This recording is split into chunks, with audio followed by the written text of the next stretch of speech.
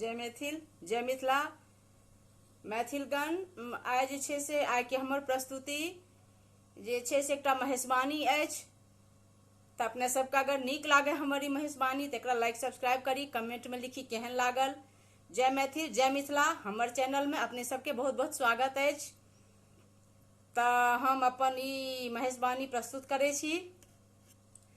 कते कहबौ गे बहिना गौरी के बर, देखी देखी मोर गौरी के बर, देखी देखी मोरा झहरैया नैना। कते कहबौ गे बहिना, कते कहबौ गे बहिना गौरी के बर, देखी देखी मोरा झहरैया नैना।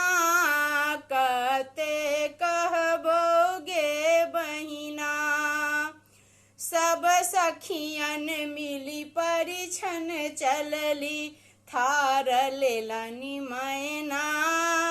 हर हर सब सखियन मिली परिछन चलली, थार लेलनि मैना। हर के निकट जखने सब पहुँचल, हर के निकट जखने सब पहुँचल, फुफकार छोड़ल सपना।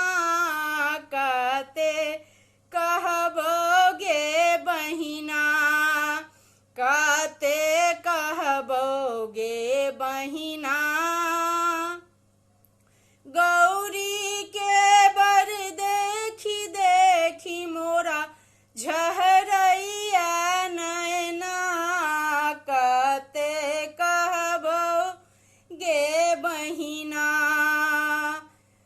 बर के निकट जखने सब पहुँचल, फुफकार छोड़ल सपना।